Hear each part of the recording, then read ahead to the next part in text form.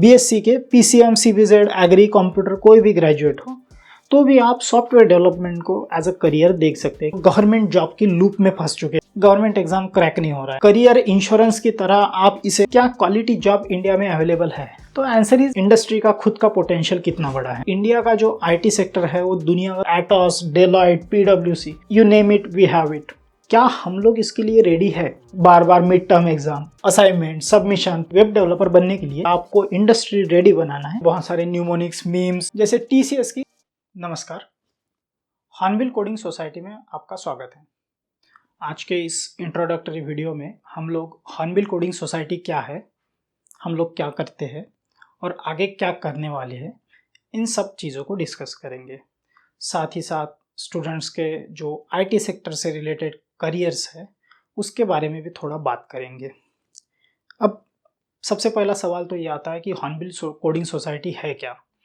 तो hornbill Coding society एक group of passionate software developer professionals का एक ग्रुप है जो अपने फील्ड को लेके, आईटी सेक्टर जो सॉफ्टवेयर डेवलपमेंट है उसे लेके बहुत ज़्यादा पैशनेट है। और इस ग्रुप ने डिसाइड किया है कि हम लोग अपनी नॉलेज को स्टूडेंट्स के साथ शेयर करें। और यहाँ पे हम लोग अगर बात करें तो हम लोगों की ऑडियंस कौन है? यदि आप रिसेंटली इंजीनियर ग्रेजुएट हुए हैं या फिर आप इंजीनियरिंग में एनरोल्ड है, अब एक अच्छी ट्रेनिंग पाना चाहते हैं, या फिर आप एक बीएससी ग्रेजुएट है, कोई भी ग्रुप चलेगा, पीसीएम, सीबीजेड, एग्रीकल्चर, या फिर आप कॉमर्स ग्रेजुएट है, या फिर आप गवर्नमेंट एग्ज़ाम की तैयारी कर रहे हैं और अपने रिज़ल्ट को लेके आश्वस्त नहीं हैं कि मिलेगी या नहीं मिलेगी, तो भी, और आप यदि आप एक इवन बीए ग्रेजुएट भी है, सजेशन तो नहीं रहेगा आप लोगों को अगर आप बैचलर ऑफ आर्ट है, लेकिन अगर आप पैशनेट है और अगर आप थोड़ी लॉजिकल रीजनिंग वगैरह अच्छे से कर लेते हैं तो भी आप इसमें एक अच्छा प्रॉमिसिंग करियर देख सकते हैं। अब यहाँ पे जो कुछ एजुकेशन के लेके हमारे यहाँ प्रॉब्लम्स हैं, थोड़े उन प्रॉब्लम्स को देख लेते हैं। एजुकेशन सेक्टर में हमारे यहाँ थोड़े कुछ स्ट्रक्चरल प्रॉब्लम्स हैं और कुछ ह्यूमन मेड प्रॉब्लम्स भी हैं। इन प्रॉब्लम्स को थोड़ा आराम से देखते हैं वन बाय वन। क्या होता है कि जो ज़्यादातर ग्रेजुएशन में स्टूडेंट एनरोल होते हैं किसी भी स्ट्रीम में, बीएससी में या फिर इंजीनियरिंग में, कोई भी फील्ड हो, ये ज़्यादातर देखा गया है कि ये स्टूडेंट का अपना खुद का डिसीजन नहीं होता है, रादर ये उनके पेरेंट्स का डिसीजन होता है। और वो भी देखा जाए तो एक तरह से वो भी एक वेल इन्फॉर्म्ड डिसीजन नहीं होता है। इसके कारण बहुत सारे स्टूडेंट अपने आप को वहाँ पे रिलेट नहीं कर पाते हैं और बहुत सारे स्टूडेंट उसे छोड़ देते हैं। अब ये तो हो गया, अब आपने एडमिशन ले लिया, आपकी ग्रेजुएशन भी हो गई है, अब कुछ नहीं हो सकता। लेकिन आगे की फील्ड, आगे का कोर्स ऑफ एक्शन हमारे हाथ में है। एक अच्छी ट्रेनिंग के साथ या फिर एक अच्छे गाइडेंस के साथ एक आप कोई भी फील्ड में एक अच्छा करियर बना सकते हैं। यहाँ पे जो ग्रेजुएशन का कोई भी ग्रेजुएशन हो, उसका एक एम होता है कि आप एक अच्छी जॉब सिक्योर करें, और जॉब भी आप वो सिक्योर करें जिसमें आपको थोड़ा अच्छा खासा पैसा मिलता हो। तो एक वेल पेइंग जॉब आपको मिले, आपकी एक रैशनल एक्सपेक्टेशन होती है अगर आप ग्रेजुएट है तो। और फिर अगर जब हम करियर की बात कर रहे हैं तो एक थोड़ी सी इकोनॉमिक्स की बात मैं करना चाहूँगा यहाँ पे। क्या होता है कि जो कोई भी काम होता है ना इस दुनिया में, उसे 3 सेक्टर में डिवाइड किया गया है: primary sector, secondary sector, tertiary sector. जो प्राइमरी सेक्टर होता है ना, इसमें होता है जो नेचर से डिपेंडेंट जो बिजनेस होते हैं या फिर वर्क होते हैं, जैसे कि एग्रीकल्चरल, फार्मिंग, या फिर मुर्गी पालना, पशुपालन करना, ये इस तरह से जो, या फिर फिशिंग करना, ये जो नेचर के ऊपर जिनकी डिपेंडेंस होती है, ये होती है प्राइमरी बिजनेस, प्राइमरी सेक्टर। इसमें अजम्पशन ये होता है कि ये वही लोग करते हैं जो अपने अपने आप में एक अच्छे खासी स्किल नहीं रखते और एक मेनियल काम इसे ट्रीट किया जाता है एज सच। अब पैराडाइम बदल रहे हैं, इवन प्रोफेशनल्स भी प्राइमरी सेक्टर में हैं, लेकिन एक अजम्पशन है। दूसरा सेक्टर जो होता है, और इसमें क्या होता है कि प्राइमरी सेक्टर में आप जितना इनपुट दोगे, जितने एफर्ट डालोगे, आपको जो उसका आउटपुट है उतना ही मिलेगा, या फिर उससे थोड़ा ही ज़्यादा मिलेगा, इवन कम भी मिल सकता है, क्योंकि नेचर पे आप डिपेंडेंट होते हो, बहुत सारी रिस्क होती है इसमें। जो दूसरा सेक्टर होता है इकोनॉमिक्स का, वो होता है सेकेंडरी सेक्टर। सेकेंडरी सेक्टर में मैन्युफैक्चरिंग जॉब हो गई, जो ब्लू कॉलर जॉब जिसे कहते हैं। इसमें क्या होता है, कैपिटल बहुत ज़्यादा लगता है। कोई भी मैन्युफैक्चरिंग प्रोसेस हो, जैसे स्टील प्लांट हो गया, या फिर biscuit manufacturing, cement manufacturing, air conditioner manufacturing. Manufacturing में जो कॉस्ट ऑफ इनपुट है वो बहुत ज़्यादा होता है, इसलिए जो वहाँ पे काम करते हैं उनके लिए बहुत कम पैसा बचता है। इसलिए आप अगर सेकेंडरी सेक्टर को चूज़ कर रहे हैं, किसी फैक्ट्री में काम करने को चूज़ कर रहे हैं, तो आपको जो सैलरी मिलेगी वो बहुत कम मिलती है। इतनी मिलती है कि आप सिर्फ अपनी जीवन यापन कर पाए। और तीसरा जो सेक्टर होता है वो होता है टर्शरी सेक्टर। टर्शरी सेक्टर किन के लिए होता है कि ये हाईली स्किल्ड पीपल के लिए होता है। हाईली स्किल्ड मतलब आप बहुत ज़्यादा अच्छे स्किल के साथ है। और जैसे अगर मैं टर्शरी सेक्टर के अगर एग्जांपल दूं, तो जिसमें आपके डॉक्टर्स, लॉयर्स, इनमें फिजिकल एसेट में जो आपका इन्वेस्टमेंट होता है बहुत कम होता है, लेकिन आपका जो आउटपुट होता है, जो आपकी अर्निंग होती है, बहुत ज़्यादा होती है। तो यहाँ पे सॉफ्टवेयर डेवलपर भी जो है वो तीसरे टर्शरी सेक्टर में इसे कंसिडर किया जाता है। तो ऑब्वियस सी बात है, हम अगर यहाँ पे देखें तो हमें एक हाईली स्किल्ड जॉब को हमेशा प्रेफरेंस देनी चाहिए। और यू बीइंग ग्रेजुएट योरसेल्फ, आप चाहेंगे कि हमें भी एक अच्छी हाई पेइंग जॉब मिले टर्शरी सेक्टर में। Software developer as such tertiary sector में कंसिडर किए जाते हैं, क्योंकि इनका जो प्रोडक्ट होता है बड़ा हाई वैल्यू प्रोडक्ट होता है, इसीलिए टर्शरी सेक्टर में इनको कंसिडर किया जाता है। अब जब करियर ऑप्शंस की हम बात ही कर रहे हैं, तो हम देखते हैं कि बहुत सारे करियर ऑप्शंस है। ग्रेजुएशन में कंप्यूटर साइंस इंजीनियरिंग है, इंफॉर्मेशन टेक्नोलॉजी है, और फिर नए नए कुछ ब्रांचेस जो बनाए गए हैं, जैसे कि AI, ML, artificial intelligence, machine learning, internet of thing, robotic, data science, computer science, deep learning, designing, ये नए नए ब्रांचेस बनाए गए हैं। अब यहाँ पे क्या होता है कि अगर आप इनमें से किसी भी कोर्स में एडमिशन ले चुके हैं, या फिर इसके ग्रेजुएट है, इवन आप CBZ, PSC, BSc के PCM, CBZ, एग्री, कंप्यूटर, कोई भी ग्रेजुएट हो, तो भी आप सॉफ्टवेयर डेवलपमेंट को एज अ करियर देख सकते हैं, एक प्रॉमिसिंग करियर की तरह देख सकते हैं। तो इसके लिए हमें थोड़ी एक मेहनत करनी पड़ेगी। और यहाँ पे और एक कैटेगरी ऑफ स्टूडेंट है जो गवर्नमेंट जॉब की लूप में फंस चुके हैं, विशियस साइकिल में फंस चुके हैं। जैसे कोई UPSC की तैयारी कर रहा है, या फिर किसी स्टेट PCS की तैयारी कर रहा है। तैयारी तो काफ़ी किए जा रहे हैं, लेकिन गवर्नमेंट एग्ज़ाम क्रैक नहीं हो रहा है, और सीट्स भी लिमिटेड ही आती है। तो एक आप विशियस साइकिल में फंस चुके हैं, और आप उससे बाहर निकलना चाहते हैं, एक हाई पेइंग जॉब लेना चाहते हैं। क्योंकि जब आप UPSC या स्टेट PCS जैसी एग्ज़ाम्स की तैयारी करते हैं, तो आपकी एक्सपेक्टेशन बहुत ज़्यादा होती है अपने करियर को लेके।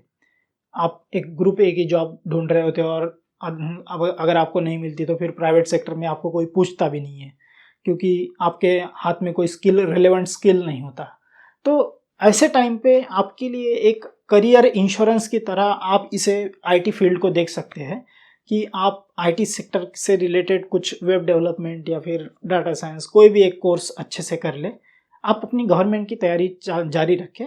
अगर आपका नहीं होता है तो एटलीस्ट आपके हाथ में एक जॉब, अच्छी जॉब सिक्योर करने के लिए, हाई पेइंग जॉब सिक्योर करने के लिए आपके पास एक स्किल तो रहता ही है। तो ये हमारी ऑडियंस हो गई। इवन आप अगर इंजीनियरिंग के स्टूडेंट हैं और जॉब लेना चाहते हैं, तो आपको ऐसे ही नहीं होगा, आपको एक मेहनत करनी पड़ेगी। आपके हाथ में कुछ इसेंशियल स्किल होनी चाहिए, इंडस्ट्री रिलेवेंट स्किल होनी चाहिए। तो ये सब कुछ है। अब बात तो ये हो गई कि ये सब कुछ सिनेरियो हमने डिस्कस कर लिया कि क्या होना चाहिए। सवाल है कि क्या क्वालिटी जॉब इंडिया में अवेलेबल है? तो answer is yes, quality job India में अवेलेबल है, लेकिन इसके पीछे एक कैविएट है। और कैविएट ये है कि यहाँ पे इंडिया में अगर हम देखें तो भीड़ बहुत ज़्यादा है, कंपटीशन बहुत टफ है, और रिसोर्सेज बहुत लिमिटेड है। और अगर आप सोच रहे हैं कि मैं तो खुद कंप्यूटर इंजीनियर हूँ, आराम से IT सेक्टर में जॉब लग जाएगी, तो आप गलत सोच रहे हैं, क्योंकि आप ही इंजीनियर नहीं हैं। यहाँ पे अगर हम देखें तो इंडिया में लगभग 2906 के आसपास इंजीनियरिंग कॉलेजेस है। 15 लाख 12 लाख के आसपास हर साल स्टूडेंट रोल आउट होते हैं, नए नए इंजीनियर मार्केट में आते हैं। तो यहाँ पे कंपटीशन का लेवल बहुत ज़्यादा बढ़ जाता है, जबकि उसकी तुलना में अगर हम सॉफ्टवेयर में जॉब देखें, है बहुत अच्छे जॉब्स है लेकिन रिलेटिवली कम है। तो यहाँ पे अगर हम ये सब कुछ कर रहे हैं तो ये प्रॉब्लम जाहिर सी आनी ही है, क्योंकि पॉपुलेशन डिमांड ज़्यादा है और सप्लाई बहुत कम जॉब्स की। तो इसी कारण हम देखते हैं कि 3% इंजीनियर ग्रेजुएट, क्योंकि कॉलेज में बहुत सारे प्रॉब्लम्स होते हैं जो आगे चल के हम डिस्कस करेंगे।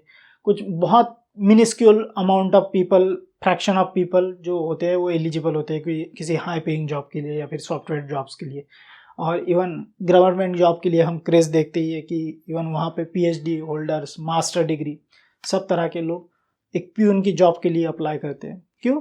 क्योंकि उनके पास एक रिलेवेंट स्किल, इंडस्ट्री से रिलेटेड जो कोई रिलेवेंट स्किल होता है उनके हाथ में नहीं होता, और इसीलिए उनको प्यून जैसे पोस्ट के लिए भी पीएचडी होल्डर को भी अप्लाई करना पड़ता है।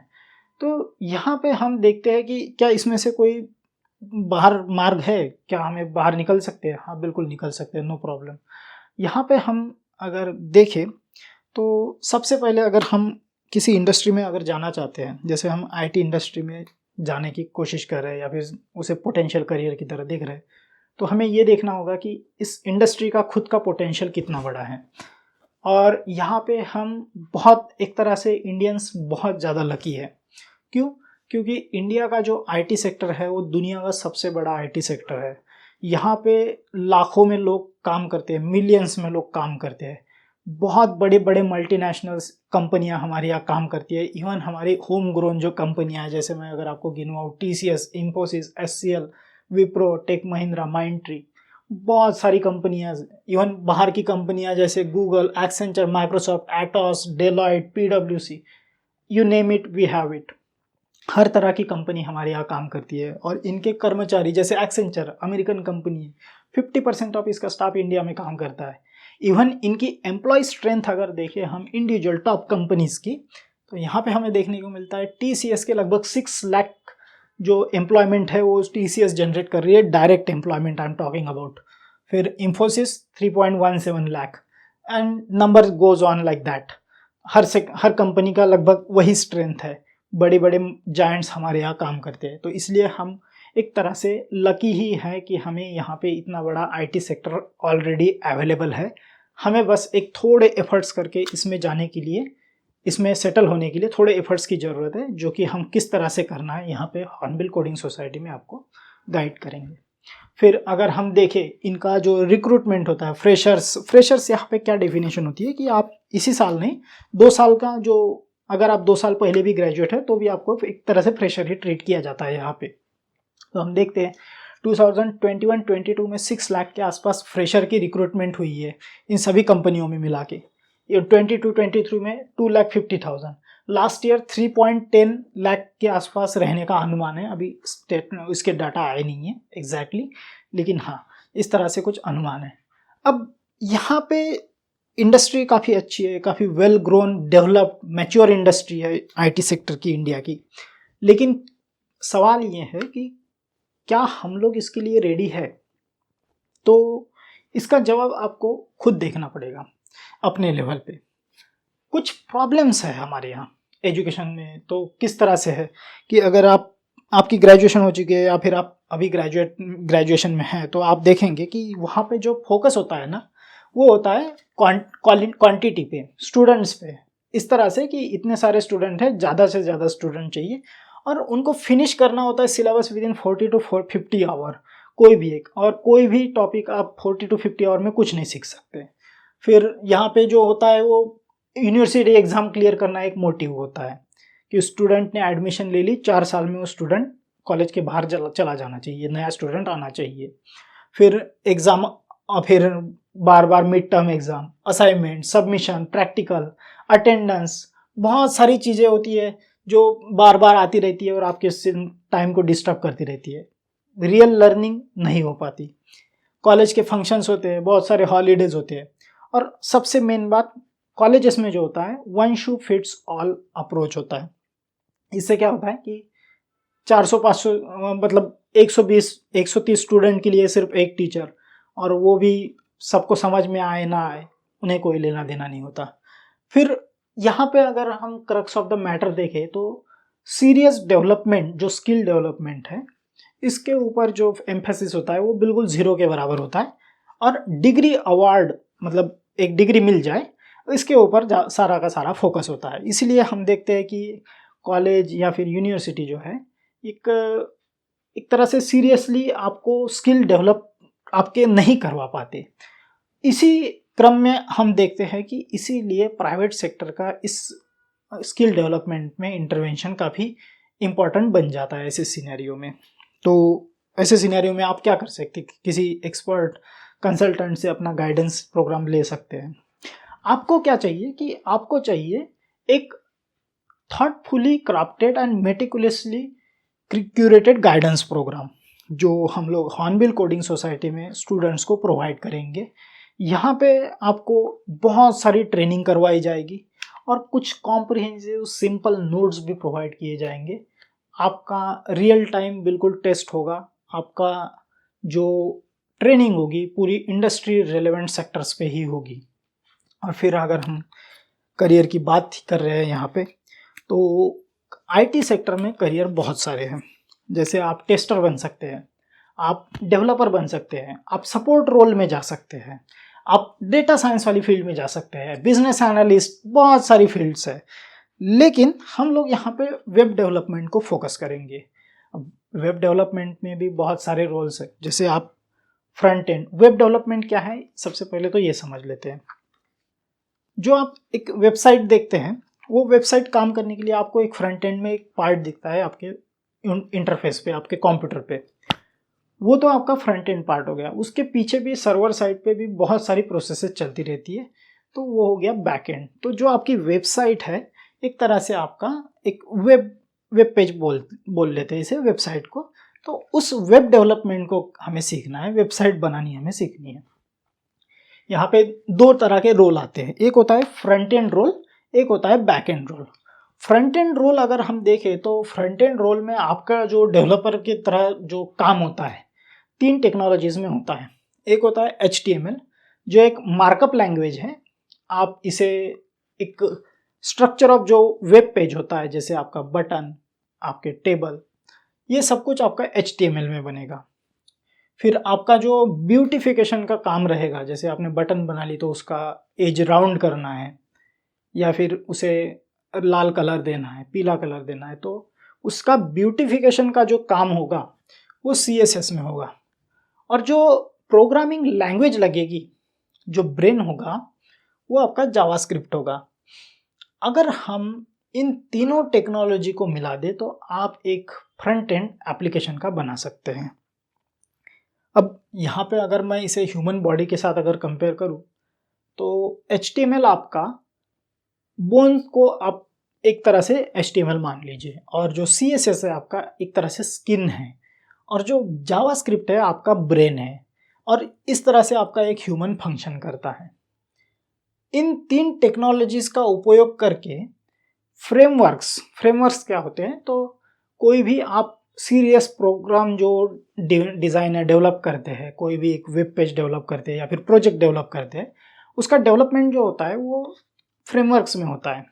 हर लैंग्वेज का अपना फ्रेमवर्क होता है, और जो फ्रेमवर्क होता है उसी में आप इन सब चीज़ों का उपयोग करते हैं। इन तीनों टेक्नोलॉजीज़ का, HTML CSS प्रोग्रामिंग लैंग्वेज का उपयोग करते हैं। यहाँ पे जावास्क्रिप्ट जो है, जावास्क्रिप्ट की एक स्पेशलिटी है कि ये ब्राउज़र में सिर्फ यही एक लैंग्वेज चलती है। जैसे कोई भी क्रोम, सफारी, फायरफॉक्स, कोई भी ब्राउज़र आप उठा के देख लीजिए, उसमें सिर्फ जावास्क्रिप्ट काम करेगी। ये तीनों टेक्नोलॉजीज़ को मिला के हम लोग फ्रंट एंड में आइदर एंगुलर फ्रेमवर्क ले सकते हैं, या फिर हम रिएक्ट ले सकते हैं, या फिर Vue.js ले सकते हैं। बाकी भी हैं लेकिन ये थोड़े प्रोमिनेंट है। तो यहाँ पे हम एंगुलर को देखेंगे। ये हो गया आपका फ्रंट एंड पार्ट। इतना आपने सीख लिया, आप फ्रंट एंड इंजीनियर बन जाओगे, एक फ्रंट एंड डेवलपर बन जाओगे, आप एक अच्छा यूज़र इंटरफेस बना लोगे। फिर रही बात बैक एंड की, तो बैक एंड में क्या होता है कि आप सर्वर को रिक्वेस्ट भेजते हो, बहुत सारी टाइप की रिक्वेस्ट होती है, API डिज़ाइन करना होता है। ये सब कुछ काम जो आपका बैक एंड सर्वर साइड जो काम होता है, ये सब कुछ बैक एंड इंजीनियर करता है। और बैक एंड जो होता है उसके लिए बहुत सारी लैंग्वेजेस का उपयोग किया जा सकता है। जैसे कि यहाँ पे जावास्क्रिप्ट अगर करे और जावास्क्रिप्ट अगर काम करे तो उसके साथ नोड जेएस का एक्सप्रेस फ्रेमवर्क हमें देखना पड़ता है। फिर पाइथन में करे तो आपको डिजांगो, फ्लास्क, पिरामिड इनका काम पड़ेगा। जावा में अगर आप काम करते हैं तो स्प्रिंग बीट में आपको फ्रेमवर्क मिलेगा। जैसे इस यहाँ पे फ्रेमवर्क्स है, यहाँ पे भी फ्रेमवर्क्स है। फिर अगर आप PHP में काम करते हैं तो आपको लैरावेल में काम करना पड़ेगा।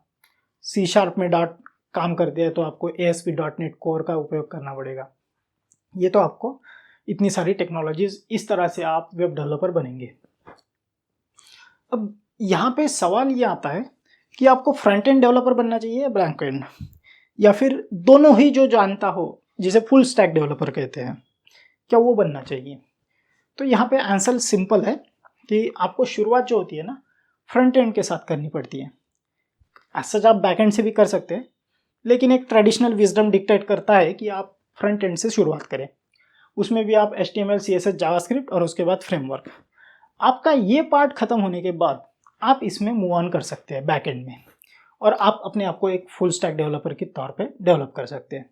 अगर हम देखें तो यहाँ पे टेक्निकल जो आपको लैंग्वेजेस पढ़नी है या फिर फ्रेमवर्क पढ़नी है, बहुत बड़ा स्टैक है। यहाँ पे कौन सा स्टैक पढ़ा जाए, तो हम देखते हैं कि इसका ऑर्डर अगर देखें तो आप वेब डेवलपर बनने के लिए आइडियल जो आपका जो स्टडी का या फिर सीखने का जो फ्लो होना चाहिए वो कुछ इस तरह से होना चाहिए कि आप सबसे पहले HTML को फिनिश करें, फिर CSS को, उसके बाद जावास्क्रिप्ट को।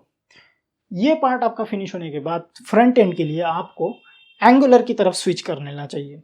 इन तीनों टेक्नोलॉजीज का उपयोग एंगुलर में होगा और एंगुलर की मदद से आप एक well structured front end app develop कर लोगे। फिर आपका फ्रंट एंड होने के बाद आप जावास्क्रिप्ट लैंग्वेज का ही उपयोग करके कोई नई लैंग्वेज ना सीख के जावास्क्रिप्ट के साथ नोड.js और मोंगोडीबी कर सकते हैं। मोंगोडीबी क्यों? थोड़ी आसान है, और ये बाकी भी यहाँ पे हम डेटाबेस ले सकते हैं, जैसे MySQL ले सकते हैं, लेकिन वो रिक्वायरमेंट के ऊपर है। यहाँ पे हम मोंगोडीबी में डील करेंगे। और कुछ टूल्स जो होते हैं इंडस्ट्री में काम आते हैं रियल टाइम प्रोजेक्ट डेवलपमेंट में, जैसे कि आपका गिट हो गया, वर्जन कंट्रोल सिस्टम। यहाँ पे उसका एक प्रोडक्ट है गिटहब, गिटबकेट, गिटलैब, ऐसे बाकी भी है, लेकिन हम गिटहब देखेंगे। और ये इसका क्या काम है, तो ये जो है कोई भी सॉफ्टवेयर, आप कोई भी टेक्नोलॉजी आप डेवलप करें तो आप उसे क्लाउड पे स्टोर करना चाहेंगे। तो क्लाउड पे स्टोर करने के लिए एक गिट है, बहुत ही छोटा सा टॉपिक है, कोई बड़ी बात नहीं है, तो इसे देखेंगे। और ये सब कुछ होने के बाद आप लोग जा सकते हैं डेवलपमेंट ऑपरेशन में। फिलहाल ये हमारा कंसर्न नहीं है, इसलिए हम इसे देखेंगे नहीं। तो यहाँ पे कुल मिला के बात ये हुई कि आपको जो है फ्लो आपका कुछ इस तरह से होना चाहिए कि आप फ्रंट एंड पहले देखिए, और फ्रंट एंड के लिए आपको HTML, CSS, जावास्क्रिप्ट, उसके बाद आपको आना है एंगुलर पे।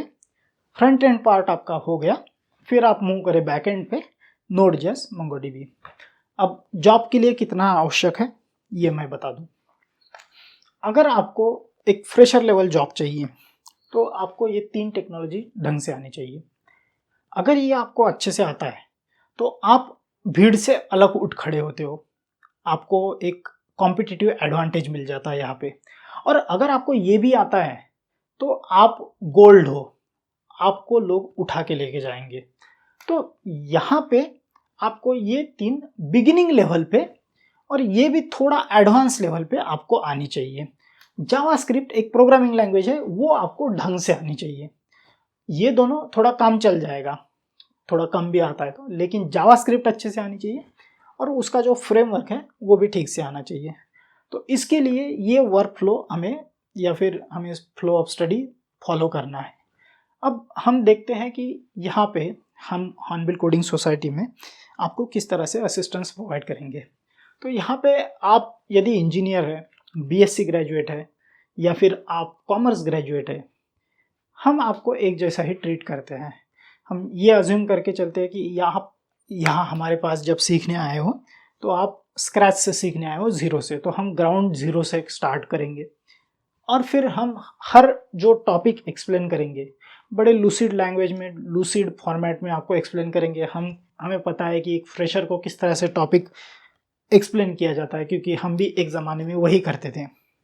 फिर देखते हैं कि स्मॉल एक्सरसाइज करेंगे हम हर टॉपिक्स पे, फोकस ऑन क्वालिटी, यहाँ पे फोकस जो रहेगा क्वालिटी पे रहेगा, क्वालिटी डिलीवर करने पे रहेगा। फिर प्रोजेक्ट, फाइनल प्रोजेक्ट में जो आप पूरा सीखोगे उसका कैसे यूटिलाइजेशन किया जाए, इसके लिए भी हम एक फाइनल प्रोजेक्ट देखेंगे। फिर इंडस्ट्री रिलेवेंट जो स्किल होती है, सबसे बड़ी जो चीज़ होती है वो जो यूनिवर्सिटीज़ में या फिर अपने ग्रेजुएशन मिस करते हैं कि इंडस्ट्री रिलेवेंट करिकुलम नहीं होता है। यहाँ पे हम इंडस्ट्री रिलेवेंट करिकुलम ही फॉलो करते हैं। यहाँ पे हमारा उद्देश्य किसी तरह की डिग्री देना नहीं है या फिर सर्टिफिकेट देना नहीं है, जो कि आपको मिलेगा ही, लेकिन यहाँ पे हमारा फोकस जो रहता है वो आपका एक रियल टाइम स्किल डेवलपमेंट, जो सीरियस स्किल डेवलपमेंट है, आपको इंडस्ट्री रेडी बनाना है, ये हमारा एक मोटिव होता है। तो इसलिए हम यहाँ पे फोकस स्किल पे करते हैं, ना कि एक फॉर्मल डिग्री पे। और फिर जो बाकी की असिस्टेंस है, जैसे स्टूडेंट को एक एग्ज़ाम क्रैक करने के लिए, जैसे कोई भी कंपनी का इंटरव्यू कॉल क्रैक करने के लिए जो क्वांटिटेटिव एप्टीट्यूड की टेस्ट होती है, ये टेस्ट क्रैक करने के लिए जो एक असिस्टेंस होता है वो भी हमारी तरफ से प्रोवाइड किया जाएगा। अब ये सब कुछ तो हो गया, क्या हम नोट्स वगैरह प्रोवाइड करते हैं? हाँ, of course we do, notes हम बिल्कुल प्रोवाइड करेंगे। तो हम लोग कुछ अलग अलग मॉड्यूल्स हैं हमारे, जैसे हमारा जावास्क्रिप्ट का मॉड्यूल है, बड़ा ही सिंपल लूसिड लैंग्वेज में। आपने बाकी के जो स्टडी मटेरियल देखे होंगे जो प्रोग्रामिंग के होते हैं, पढ़ने के लायक नहीं होते हैं। आई मीन ऐसे इस तरह से डिज़ाइन होते हैं वो कि पढ़ने का मन नहीं करता। यहाँ पे हमने पिक्टोरियल रिप्रेजेंटेशन, बहुत सारे ग्राफिक्स का उपयोग किया है। शॉर्ट फॉर्मेट में स्टूडेंट को टॉपिक समझ में आए, कुछ इस तरह से व्यवस्था की है। तो जावास्क्रिप्ट का एक मॉड्यूल है हमारा, मॉड्यूल नंबर 3। एंगुलर का हमारा मॉड्यूल है मॉड्यूल नंबर 4। तो प्रोग्रामिंग लैंग्वेज से हम स्टार्ट करेंगे, इसलिए हमारे पास ये है। अदरवाइज मॉड्यूल नंबर 1 आपका HTML और मॉड्यूल नंबर 2 आपका CSS, इस तरह से 2 मॉड्यूल रहेंगे। मॉड्यूल 3 आपका जावास्क्रिप्ट और मॉड्यूल 4 आपका एंगुलर। इस तरह से ये फ्रंट एंड डेवलपमेंट का आपका कोर्स रहेगा। इवन बाकी के मॉड्यूल इम्पेंडिंग है, वो ओवर द टाइम आ जाएंगे। अगर मैं इनका थोड़ा अंदर का सैंपल दिखाऊँ आपको स्टडी मटेरियल का, तो हम देख सकते हैं कि किस तरह से विजुअल रिप्रेजेंटेशन के साथ हमने एक लूसिड लैंग्वेज में बिल्कुल आपको एक्सप्लेन करने की, और हर टॉपिक यहाँ पे जो होता है 1 या 2 पेज का ही होता है, उससे ज़्यादा हम लोग एक्सीड करने ही नहीं देते, क्योंकि जो रिवीजन मटेरियल होता है जब आपको काम आएगा तो एक हद से ज़्यादा बड़ा नहीं होना चाहिए। और फिर देखते हैं कि हमने बहुत सारे न्यूमोनिक्स, मीम्स और जो ग्राफिक्स होता है जैसे टेबल हो गया, डायग्राम हो गई, इनका बहुत सारा उपयोग किया है। तो ये सब कुछ हमने इस तरह से आपको नोट्स प्रोवाइड करने की व्यवस्था कर रखी है। अब बात तो हो गई कि हम लोग क्या करने वाले हैं, किस सेक्टर में जाना है, IT सेक्टर में जाना है, हम लोग क्या करेंगे, ट्रेनिंग प्रोवाइड करेंगे, ये सब कुछ तो हो गया। अब सवाल ये है कि अप्लाई कैसे करें, यहाँ पे मतलब जॉब कैसे सिक्योर करें, कोई भी स्टूडेंट कैसे कर सकता है। तो बहुत सारी कंपनीज है जो सब मैंने आपको गिनवाई, जैसे L&T, माइंडट्री, ये या फिर इन्फोसिस, TCS। इन सबको आपको ज्वाइन करने के लिए हर किसी का अपना करियर पेज होता है। जैसे TCS की आयन NQT होती है, नेशनल क्वालिफायर टेस्ट। ये टेस्ट जो होती है, TCS अपने स्टूडेंट्स को या फिर अपने जो एम्प्लॉय है उसे रिक्रूट करने के लिए ये टेस्ट लिखवाता है। हर 4 या 5 हफ्ते में ये टेस्ट होती है, आपको उनके सेंटर पे जाना होता है और देनी होती है। इसका स्कोर जो होता है वो TCS में या फिर बाकी की कंपनी जैसे जियो है या फिर बिरला वगैरह है, उनमें भी ये वैलिड होता है, तो आप उनमें एनरोल कर सकते हैं। इवन आपका जो इन्फोसिस है उसका भी एक करियर पेज है। हर कंपनी की अपनी रिक्रूटमेंट पॉलिसीज होती है। यहाँ पे इन्फोसिस आपको एक प्रोवाइड करता है, हर कंपनी करती है, आपको यहाँ पे रजिस्टर करना होता है। जब इनकी टेस्ट होती है तो ये लोग आपको एक ईमेल सेंड करते हैं और आपको टेस्ट अटेंड करनी होती है। उसके बाद आपको इंटरव्यू कॉल आता है, जहाँ पे आपकी प्रोग्रामिंग नॉलेज थोड़ी चेक की जाती है। आपको बहुत ज़्यादा एक्सपर्ट होने की ज़रूरत नहीं है, अगर आप बेसिक लेवल पे भी हैं तो भी आपको एक चांस दिया जाता है वहाँ पे, क्योंकि आपके पास एक कॉम्पिटिटिव एडवांटेज होता है। जैसे मान के चलिए बहुत सारे लोग हैं, आपके पास एक कॉम्पिटिटिव एडवांटेज है, आपको लैंग्वेज अच्छे से पता है, आपको डेटाबेस अच्छे से पता है, आपको फ्रेमवर्क आता है, तो फिर आप में कमी क्या है? कुछ नहीं है, आपको इनवाइट किया जाएगा, ऑब्वियस सी बात है, आपको ऑफर लेटर दिया जाएगा। तो आज के इस इंट्रोडक्टरी वीडियो में हमने देखा कि हॉर्नबिल कोडिंग सोसाइटी क्या है, स्टूडेंट को किस तरह से प्रॉब्लम आते हैं, और उन प्रॉब्लम को सॉल्व करने के लिए हम लोग क्या क्या कोशिश करने वाले हैं ये हमने देखा। आज के इस सेशन को यहीं पे कंक्लूड कर सकते हैं। और अगर आपको हमारे लिए कोई डाउट है, आपको अपने करियर से रिलेटेड कोई डाउट है, तो आप हमें बेझिझक हमारे कॉन्टैक्ट नंबर पे कॉल कर सकते हैं जो कि डिस्क्रिप्शन में दिए गए हैं। नोट्स के सैंपल भी आपको डिस्क्रिप्शन बॉक्स में मिल जाएंगे, और साथ ही साथ आपको जो कोई डाउट है कमेंट सेक्शन में हमें पूछ सकते हैं, या फिर हमारे दिए गए नंबर पे इंक्वायरी कर सकते हैं या हमें कॉल कर सकते हैं personally. We will be more than happy to entertain your queries. Thank you.